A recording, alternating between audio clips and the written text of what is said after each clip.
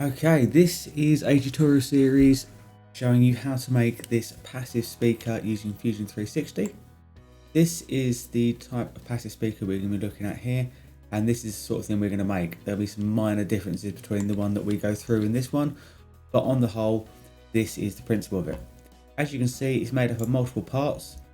Inside, you've got an area for your mobile phone to sit in here. Sound will come out of your bottom of your phone through these two separate channels here and be amplified out of the front holes here, creating a simple but effective passive speaker. Now, we all know that this is not going to be as powerful as a powered set of speakers, but these are quite effective, and for those of us that remember what life was like before mobile phones had really good speakers in them, these sorts of things were really valuable. So we're going to look at how we're going to design this. We're going to look at a lot of different things to do with it. I'm going to take it through really slowly, making sure this is beginner friendly, and how we can assemble all the parts. But we will be looking at proper technique, such as separate components for each aspect of it, not one solid body with lots of cutouts, because we're going to use this to make proper technical drawings towards the end that can be used for actual manufacture. Okay, so the first thing we're going to need to do is, on the left hand side here, create a specific folder for this project.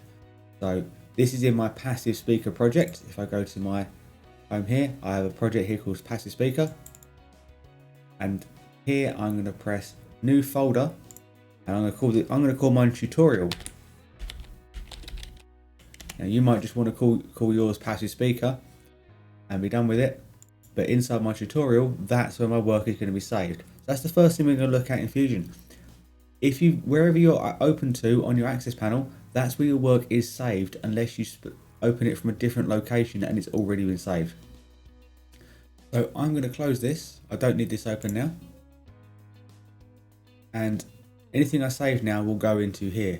So I have a new document here. I'm going to save it straight away, and I'm going to call this passive speaker. And we only need the one file. One of the beauties of Fusion is that you can create components within the same file, which means you don't need multiple files that are dependent upon each other. So I've saved mine now, so my work is there saved. In the event that I do lose my work, autosaves will hopefully be able to recover it, but I can just press save whenever I want to, and it will just update the save. I'm actually going to close this panel now because I want the full use of my screen. Okay, the first thing I'm going to do is I'm going to make the back panel, because the back panel is the quickest and easiest piece to do. Up here on the left hand side, you've got your parts tree. Now here you've got the active component. That is the whole document, passive speaker. We don't have any components here. So while this is active, I'm going to press new component. And this will give me a component that will appear in my parts tree. It's always important to label these when you can, just to make life easier for yourself later on when you need to change something. So I'm going to call this back panel. And over here, it's appeared on the left hand side. Now you might see this little anchor symbol here. You might question, what's that about? Well, that just means that because it's the first component put in, it automatically locks in place within the environment, so it can't be moved. But that's not going to affect us. You can remove that if you need to. But you now notice that that black dot isn't on here anymore. It's now on back panel. So we're working on the back panel part. So I'm going to press create sketch. Now, with Fusion, if you're new to Fusion, you always need to start from a sketch.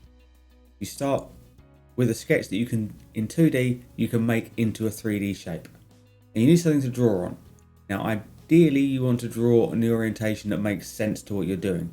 As this is the back panel, I'm going to draw on what we call the front plane here. But it's actually, when you look at the axis, this axis here, and we have a bunch of different axes here that we can look at. But it's this surface here.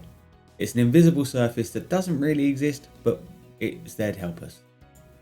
That's where I'm drawing, because these are my center coordinates right here. So I'm going to draw a rectangle. Now, the rectangle actually has multiple different tools, and there's some quick features up here. I really like the center rectangle. It makes life quick and easy. I pick my center point where I want it to go, and I move out.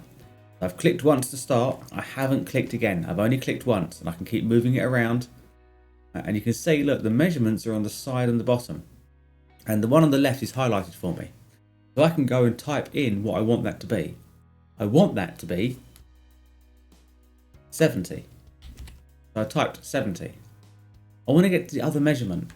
Now, no matter how much I move my mouse, nothing's going to change. I can't get to that measurement. So I need to press Tab to get to that measurement. Once I've got to that measurement, I can type in the measurement I want it to be. And I want it to be 230. So I've got 70 high and 230 across. And you can see that I can now move my mouse around. I haven't confirmed anything yet. I can move my mouse around. And I've got these little padlock symbols here and here. These padlock symbols say that this is the measurement it's going to be locked to because I've typed it in. If I want to go back to the first one, I can press the Tab button on my keyboard again, and it goes back to the first one, and I can switch between them using Tab. I'm happy with those measurements. I can press Enter, and I've got my shape. Now you notice that it's not just the black outline, it's actually highlighted itself blue on the inside. It's shaded itself in. This tells me that it is a solid profile, and if I hover over it, you see it changes colour, it's ready to be selected. It's a profile. Profiles can be made into 3D shapes. So I can now finish my sketch because that's all that's involved in the back piece for the measurements, and I can go to the function extrude. Extrude means to pull through, almost like to draw out, but not quite. It's to give a 3D shape to. So we have a 2D profile. I can make it 3D by physically clicking on that arrow and dragging. Or I can type in my dimension distance here, or I can type in my distance here. Now, we're going to make this in real life, in my lessons, out of 12mm plywood. So I'm going to put the dimension 12, and that's how thick I'm going to make it. And that is my back panel done. That is the first part. It is quick and simple. I'm going to stop there, and then I'll see you in the next video. Good luck.